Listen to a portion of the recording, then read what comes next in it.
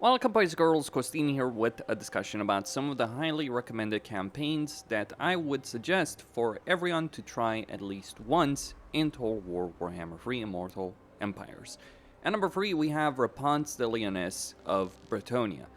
To be certain, Albrecht is the best Bretonnian campaign from a power standpoint. It's kind of hilarious that you think of the jungle and he actually does quite well in it. Surprisingly, jungle maps tend to actually favor cavalry, and certainly favor Albrecht's focus on knights that he recruits at a higher rank, and he can get questing knights as well quite easily.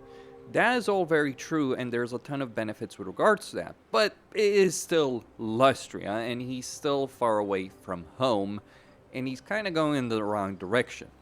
So some issues with regards to that. If you want a more recommended campaign, a better campaign experience, I imagine, for a lot of people, I would recommend Repanse the Lyonesse. She gets control in all provinces, which is already pretty ridiculous considering the sheer amount of control that Bretonnia has, and she has melee defense for questing knights as well as upkeep for embedded heroes, though that's not necessarily the biggest benefit really in her campaign. The biggest benefit that she actually has is that she's dealing with a situation in the desert, and yet she can take on water for a couple of turns to prevent desert attrition, which is very useful when you are going to deal with Araby and Nehekara. Not something to be underestimated in her campaign, and that is a pretty big benefit. On top of that, she gets a bunch of benefits for peasant units. While peasant units aren't really worth that much, extra leadership, physical resistance, as well as the ability of Halo of Maidenly Wrath means that you can just kind of throw Repanse into the middle of an enemy army and rely on your peasant bowmen, who won't break as easily and will survive more damage, to actually do a good level of damage against the enemy. She's quite good at surviving throwing her into the middle of an enemy army. She's pretty nimble, all things considered, in a battle. Then she gets all kinds of benefits for her army. So armor piercing damage, casualty replenishment, melee attack for infantry units, various benefits against the undead, which he will be primarily fighting, board save, melee attack, construction costs for all buildings in a region, and construction time for all buildings in a local region. Think of that specific benefit in a campaign. What it really means, because while Repanse may not start with the highest level settlement, though she does start over here with Coffer, she does have that specific situation where she can benefit quite a bit from being able to grow an empire. She's an empire builder for Bretonnia. She's actually the best empire builder for Bretonnia. She also gives her entire army frenzy, so in terms of pure melee capability, few can match Repanse's own personal power. And then she has the Sword of Lyonesse, which also reduces spell resistance and gives her base weapon damage, armor piercing weapon damage, and melee attack. She's not the best duelist in the world, but she also has a hero, a special paladin of Bretonnia she starts with, Henry Le Massif. And Henry, he has a hippogriff mount, which is pretty damn useful when you think about it. It would be nice if the vows worked in a better way, but all the same, it does end up benefiting her campaign quite a bit. She also starts with a special port that allows her to recruit Knights Errant. While these are not Knights of the Realm or questing knights, they will get the job done early on in a campaign, but that's not really all there is with regards to Repanse. See, there are two minor Bretonnian factions, three really, but one of them is going to be wiped out on turn 1 by Archon. There's two other minor factions of Bretonnia next to her, and these two both start with trebuchets. One of these you can capture from Tegan's errantry. They're supposed to represent the Crusader states, really, and the various knightly orders. But another one you can get a confederation with very quickly. That's two trebuchets that you get early on. And one of the big problems of a Bretonnian campaign is not having artillery as starting units, or struggling to get them, considering you also have to worry about the economy, getting knight units. It's a bit of a mess. So Repanse having that artillery capability early on in a campaign is very useful for one of the main weaknesses Bretonnia has, sieges. She's actually quite good, or probably the best, in terms of siege battles as a Bretonian campaign, and not something to be underestimated. And then on top of that, you have a relatively easy situation dealing with Archon the Black and securing your entire foothold over here. And you can gain control over the Great Desert of Araby, which gives you permanent immunity to desert attrition, as well as some level of income in the desert. Though it's not necessarily something you have to worry about. You do have the Cracked Land, which gives you a fairly good location to build up your main province. Because, like, yes, Araby is a good starting point in some ways, but it's really the Cracked Land that will serve you best.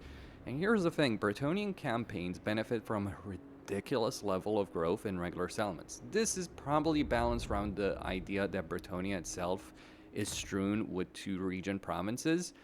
Araby and Hekara are not. And the final point I would rate in Repanse's favor is that while she doesn't have a guaranteed confederation with other Bretonian factions, she also doesn't have limitations on it. So instead of wasting dozens of turns having to get confederation, you can just do it for plain or regular diplomacy, which honestly is a better system altogether. Instead, you get unique research over here for the Chivalric Code, which actually ends up benefiting you quite a bit in the long term of your campaign. So for instance, you can get Rally the Peasant in 46 turns, which reduces local recruitment duration -1 turn for Foot Squire units. But more importantly, you can get Heroic Duties, which increases your Lord and Hero recruit rank +5. Having this kind of uniqueness in her research tree actually gives her the longest term viability of a Bretonian campaign. Alberic is better for an early game campaign.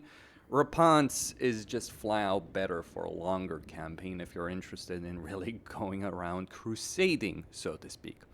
Of course, there's also the landmarks that you do have there, like Hero Recruit rank +4 for Damsels, which does stack with a unique research tree. And this is, again, the point about Repanse and why she's so good at empire building. Between her starting situation and the mechanics of her campaign, it really suits her very well to build a massive Bretonian empire, if you're interested in it. And number 2, we have Zhao Ming, the Iron Dragon, who I would recommend fully if you're looking to play a Cathayan campaign. Number of reasons for that is that Yan Bo starts with a very limited and dual start situation, which can be somewhat frustrating to actually deal with. Miao Ying has her own issues with the Great Bastion, but Zhao Ming is the true lord and master of Cathay, given, well, everything that's going on in a Cathayan campaign, and in the situation over here on the map. He has a good relationship with Gelt, who starts right next to him, and that is something you can leverage to your benefit, especially if you want to recruit some of the more awesome units of the Empire through allied recruitment. I imagine you do need to own the DLC for that, but even if you don't own the DLC, there's some pretty cool stuff, like steam tanks, that you can get through the Empire allied recruitment, or just handgunner units really would not necessarily be amiss, or maybe stealing a hero from Gelt and getting that sweet casualty replenishment. See, this is the thing about Zhao Ming. His relationship with various factions does benefit him immensely. He has a diplomatic relationship with Ogre, so you can ally Greasus.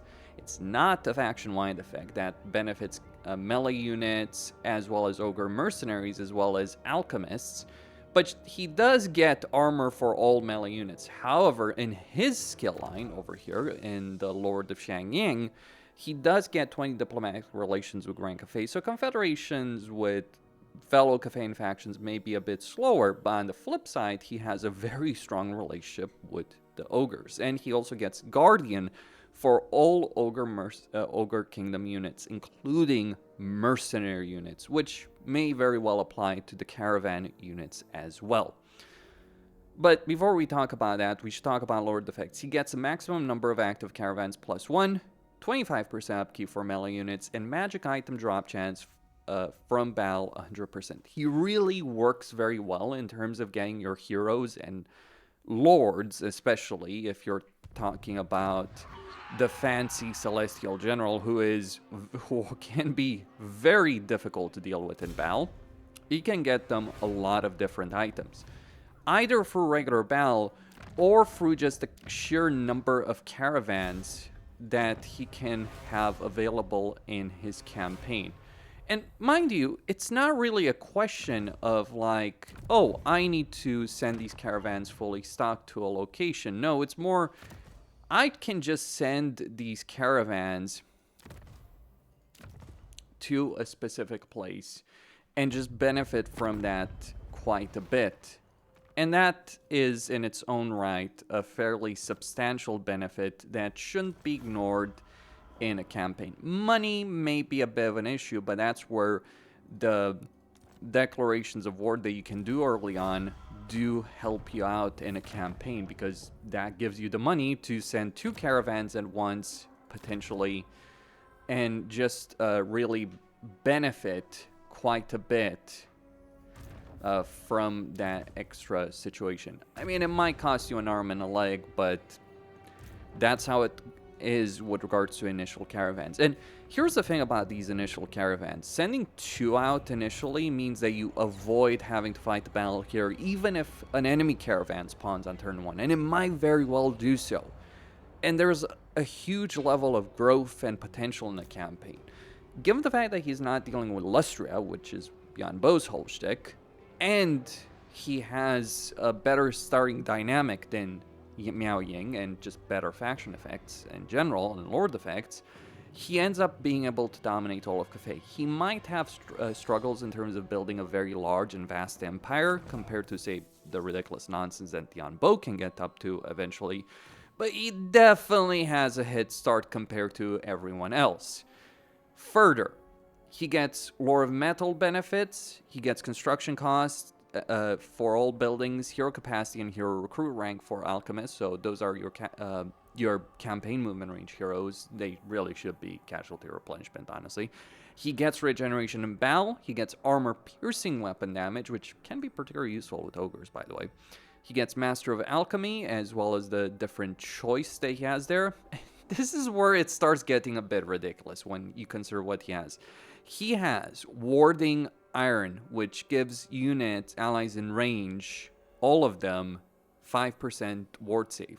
He gets 10 armor to all melee units. He gets 15% to all melee units in an army, and 10% melee attack for melee units, which can genuinely be one of the issues that, or 10% melee attack, which can be one of the issues that Cathay can struggle with.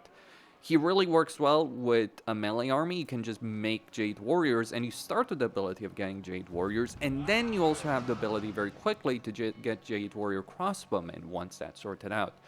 So from the very beginning, you have a powerful, versatile army of melee and range that he then buffs up quite a bit in terms of the melee department. Combine that with some of the other benefits he gets in his campaign for research or the compass with casualty replenishment, he ends up being something of a ridiculous lord. Cathay's one issue is definitely with regards to growth, but you can really push down the yin path and get a decent amount of growth and construction time if you want to.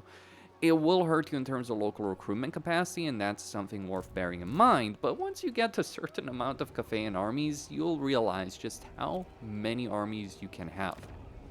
Especially because in the provinces you have those armies where you're actually fighting, you can get balance harmony and reduce their upkeep by 25%, and increase your campaign movement range by 20% with that balance harmony.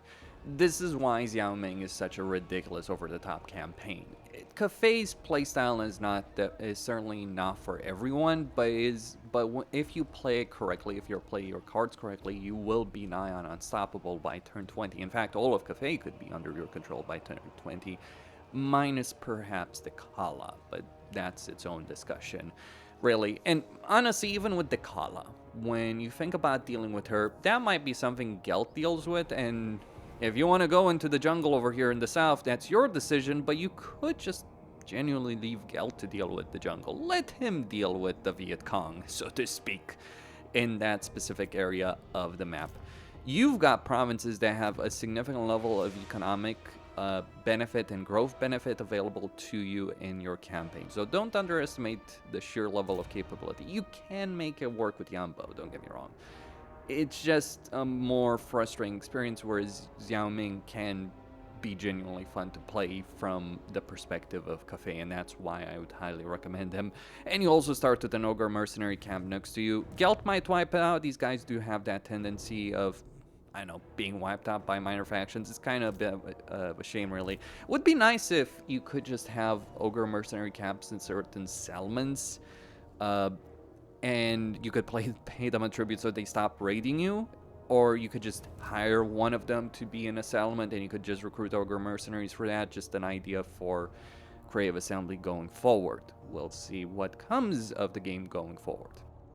And finally, at number 1, we have Greasus Goldtooth, who I would call the god of gold. Really, he's a Tzeentchian faction without being Tzeentchian, given the fact that he has Tyrant's Demands.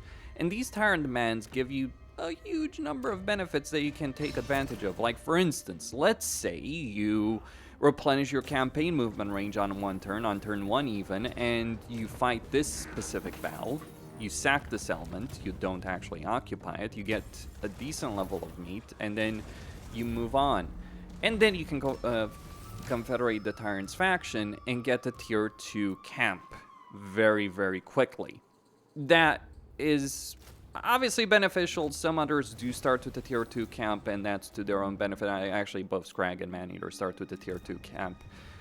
But whereas they do have that specific benefit, whereas you might have to wait, Greasus, like Repanse and like Zhao Ming, is really an empire builder and an empire leader of the ogres. The sheer number of benefits this fat bastard has is just ridiculous and over the top, honestly. Like, I'm not sure quite how to name all of them, but let's go over the list, right? So he starts close to Zhao Ming, so that means he can get access to Cathaian infantry units through various diplomatic dealings, if you choose to go down that path. You have diplomatic relations with Ogre Kingdom, so you don't even need to fight the various ogres. You can actually confederate them through plain old regular diplomacy. You get income from trade tariffs, and since you have that, as I stated, good relationship with Zhao Ming, you can get vision through him with many other factions around the world, because Cathaian caravans, once you ally him, will grant you that vision around the entire world. So that income from trade tariffs, while in itself, given his Greasus' starting position, may not seem so significant, it does become far more significant once you start gaining vision.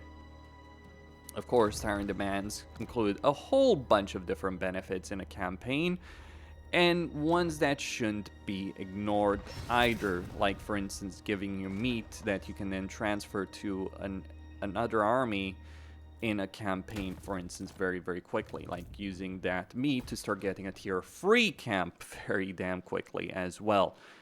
Not something to be underestimated in any way, shape, or form, especially when you combine it with some of the other ridiculous nonsense that you can do as Greasus or as any of the ogres, which is, for instance, use the initial use a lord to transfer some meat to a camp and then just dismiss him, right? So that will give you an extra bit of meat that you can just use. That's an ogre tactic in general. It does end up working decently well with Greasus because he gains an entire freaking province on turn 1 if you want to, or you could just conquer it through regular military force. That is your decision on that subject. I personally prefer to get it on turn 1 myself, just because then I can focus on dealing with Gorst.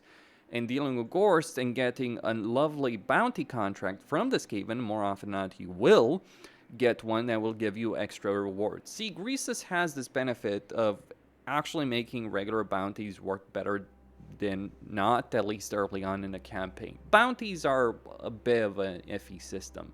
Most of the time they don't end up being worthwhile, but with Greasus, at least early on, you have the reliability of the Skaven giving you a bounty against Gorst. You're right next to them, they have an interest in it, they're going to be wiped out, so you can benefit from it, and then you turn around and wipe the Skaven out.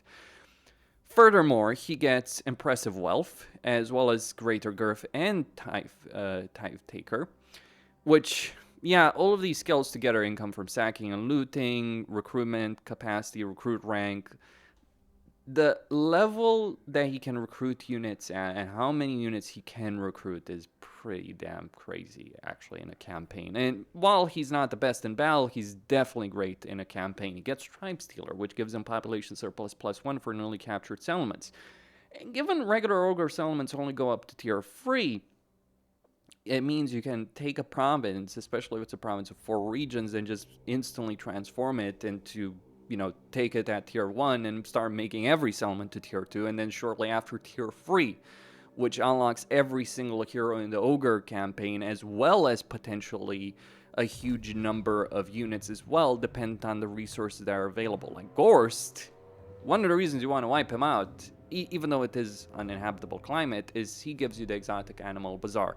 Maybe it shouldn't be uninhabitable. I'm not quite sure why ogres would be put off by this specific province. It's kind of weird, right, that it's considered like uninhabitable. Maybe it should just be temperate over there, because I'm sure the vampire counts have not done great things there. But you get Stonehorns with harpoon launchers, and then on top of that, you also get Kugaf's initial province, which has all these lovely ports, as well as just a significant amount of income, as well as various resources, including, or just the resource of the lumber yard.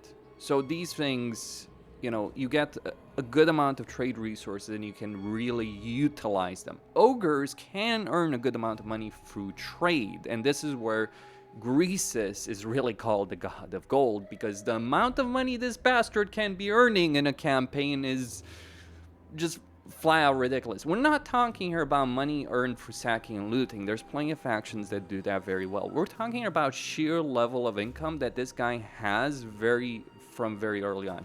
There are some factions which do surpass him, specifically the High Elves, but it is a bit of a stretch to say that they compare to him early on, because think of it. He gets resource building, like he gets a Eastern Bazaar. He has gold and spices and tusk compounds in his initial province. The sheer wealth of this initial province in the Ivory Road is ridiculous, really, compared to none.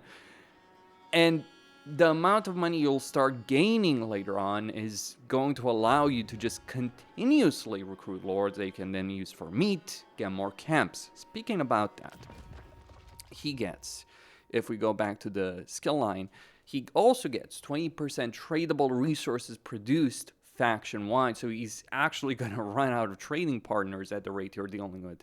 He also has Cash Cascade as an ability, and gold, glutinous gold. He gets Vanguard deployment for whatever reason.